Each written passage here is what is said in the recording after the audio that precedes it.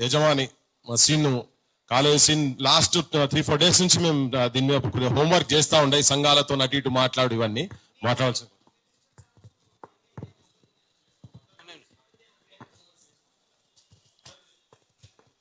అందరికీ నమస్కారం.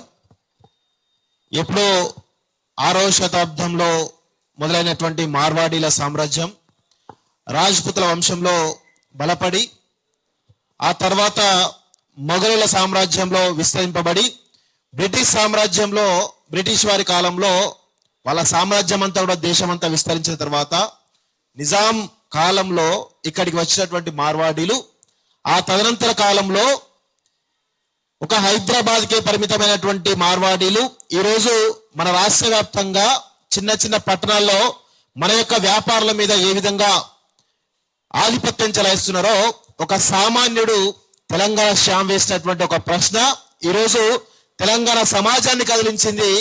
అదేవిధంగా ఈ దేశంలో 42% ఉన్నటువంటి బిలియనీర్స్ ఎవరైతున్నారో ఆ మార్వాడీలకు ఒక చెంపపెట్టులాగా ఇక్కడ ఒక పెద్ద ఉద్యమం ప్రారంభం కాబోతుందనడానికి ఈరోజు ఇక్కడ జరుగుతున్నటువంటి చర్చే నిదర్శనం. అయితే నేను ఒక 2-3 రోజుల నుంచి చాలా క్షుణ్ణంగా దీని మీద గమనిస్తా ఉన్నాను. రీసెంట్ గా మనందరం చూసాం, ఆమనగల్లు బంద్కు పిలుపునివ్వడం జరిగింది. ఆ తర్వాత ఇంకొక ఇన్సిడెంట్ కొల్లాపూర్ బంద్ కూడా ఇవ్వడం జరిగింది. ఆమనగల్లు బంద్ అందరికి తెలుసు, కానీ కొల్లాపూర్ బంద్ విషయం కూడా ఎవరికి తెలియదు. ఆమనగల్లు బంద్ ఈ రోజు ఉండాల్సింది, అది క్యాన్సిల్ అయింది.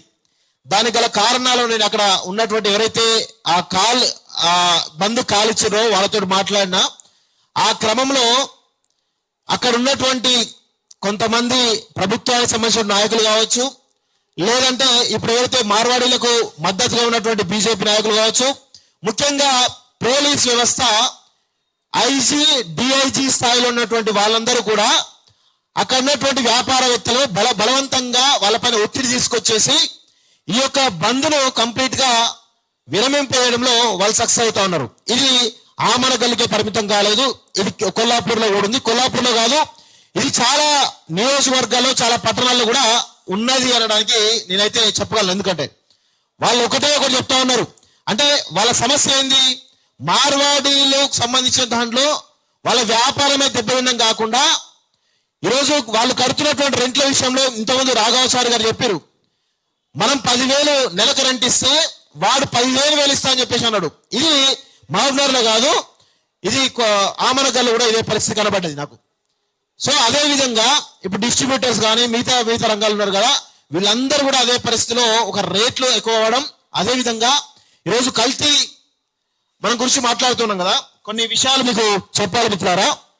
ఇక్కడ మన సోషల్ మీడియా చాలా వచ్చినాయి. ఇది మైసూర్ శాండల్ సోప్ సంబంధించినటువంటి కల్తీ సబ్బులు. ఇది గత సంవత్సరం వీళ్ళందరూ కూడా ఎక్కడ ఇది కాటేదాన్లో అదేవిధంగా మనకు వివిధ రకాల మ్యానుఫ్యాక్చరింగ్స్ ఉంటాయో అక్కడ దొరికినటువంటి సందర్భం ఇది.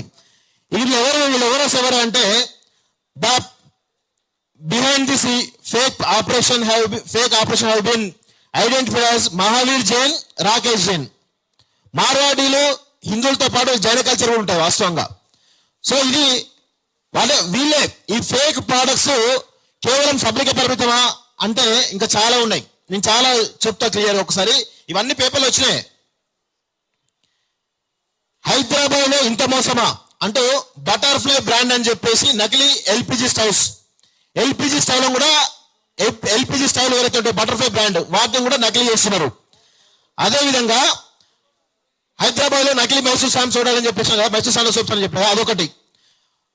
మూడోది హైదరాబాద్ లో ఫ్యామిలీ జాగ్రత్త, ఈ డ్రమ్ముల్లో ఏముందో తెలిస్తే షాకే.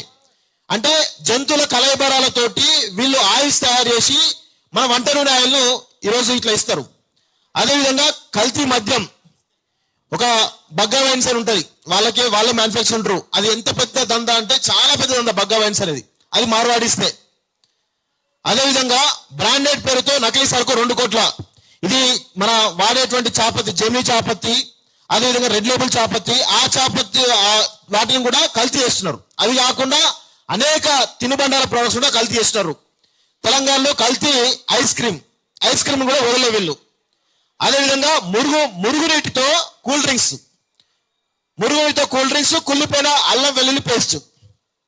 అల్లం వెల్లుల్లి పేస్ట్, కారము విచిత్రం ఏంటంటే మనం వాడే కారంలో ఇటుక ఎర్ర దంచి అది సగం ఇది సగం కలిపేసి అమ్ముతా ఉంటారు. అది చాలా దారుణం. విచ్చలవిడిగా కుళ్ళిన ఆలుగడ్డలతోటి అల్లం పేస్ట్, కుళ్ళిన ఆలుగడ్డలతోటి అల్లం పేస్ట్ తయారు చేస్తున్నారు. ఇక ఇట్లా కల్తీ పాల తయారీ. అంటే మనం తినే తిండిని వీళ్ళందరూ కూడా, వీళ్ళు ఎవరైతే ఉన్నారో ఈ తయారీదారులందరిలో 80 to 90% మార్వాడీలే. సో ఇట్లా మన ఆరోగ్యంతో ఏ విధంగా చెలగాటమాడుతున్నారో ఇది ప్రభుత్వాలు చాతవంతంగా మనం చెప్పాలి. వాస్తవంగా చెప్పాలంటే ప్రభుత్వాలు కరెక్ట్ గా దీనిపైన ఫోకస్ పెట్టి, ఈరోజు మనకు అనేక రకాలైనటువంటి ఫుడ్ ఇన్స్పెక్టర్ సంబంధించినటువంటి ఉంటాయి, కానీ అవేవి కూడా పనిచేయకపోవడం వల్ల వీళ్ళు ఇలా చెలరేగిపోతూ ఉంటారు.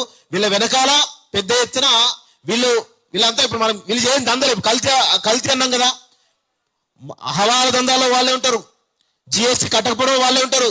ఏది చూసినా ఈ దేశానికి సంబంధించినటువంటి ఏదైనా డెవలప్ అవుదామని అనుకుంటే, ట్యాక్స్ రూపంలో అనుకుంటే దానికి వ్యతిరేకంగా వీళ్ళు ఉంటారు. ఇంతమంది చరిత్ర చెప్పిన వీళ్ళు ఎక్కడి నుంచి వచ్చారు, ఏ విధంగా డెవలప్ అయ్యారు, ఏ విధంగా విస్తరించారంటే చూస్తే అన్ని రకాల మొఘలులు, బ్రిటిష్ వాళ్ళ కాలం నుంచి వీళ్ళందరూ ఉన్నారు. ఇప్పుడు బండి సంజయ్ మాట్లాడుతున్నారు, మాధవులతో మిగతా మాట్లాడుతున్నారు కదా, వాళ్ళు దేశభక్తులు అయినట్టు, వాళ్ళు హిందువులే అయినట్టు మాట్లాడుతున్నారు కదా. మరి నిజమైన దేశభక్తులు, నిజమైన హిందువులు అయితే ఈ దేశంలో నిజాయితీగా ఉండాలి, నిజాయితీగా ట్యాక్స్ కట్టాలి.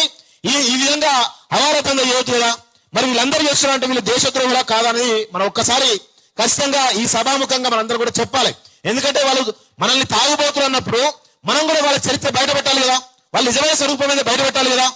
ఖచ్చితంగా ఇలా ఎవరైతే మన తెలంగాణ అస్తిత్వం మీద, తెలంగాణ ఆత్మగౌరవం మీద ఎవరైతే అవాకులు చివాకులు పేల్చున్నారో ఖచ్చితంగా వారందరినీ కూడా తెలంగాణ సమాజం ముందు దోషులుగా, భారతీయ సమాజం ముందు దోషులు నిలబెట్టాల్సిన అవసరం ఉందని చెప్పేసి కూడా కోరుతూ ఈ సమావేశాలు హైదరాబాద్ ఎస్ గంజాయి కూడా వాళ్ళే, స్వీట్లలో కలిపి గంజాయి కూడా వాళ్ళదే పరిస్థితి కనబడతా ఉంది. సో ఈ సమావేశాలు హైదరాబాద్ కే పరిమితం కాకుండా ఖచ్చితంగా మన అందరం కూడా ప్రతి జిల్లాలో, పట్టణాల్లో కూడా ఈ సమావేశాలు పెట్టి ప్రజలను చైతన్యం చేయాలని చెప్పేసి కూడా కోరుతూ ఆ దిశగా మనందరం కూడా కలిసికట్టుగా సాగి మన తెలంగాణ వ్యాపారులను, మన తెలంగాణ సమాజాన్ని కాపాడుకోవాల్సిన అవసరం ఎంతైనా ఉందని చెప్పేసి కోరుకుంటూ నాకు అవకాశం మీ అందరూ కూడా ధన్యవాదాలు. జై తెలంగాణ. Thank you Srinu. ఈ సందర్భంలో ఏంటంటే ఎందుకో మీడియా మాత్రం ఈ అంశాన్ని చాలా సంపూర్ణంగా అన్ని మీడియాలు, డిజిటల్ మీడియా, కొంత మెయిన్ స్ట్రీమ్ మీడియా కూడా సపోర్ట్ చేస్తున్నందుకు అందరికీ ధన్యవాదాలు. ఈ సపోర్ట్ కంటిన్యూ కావాలని కూడా కోరుకుంటున్నా. ఇప్పుడు సార్ నందిని సిద్ధారెడ్డి గారిని మాట్లాడాల్సిందిగా కోరుతున్నాం.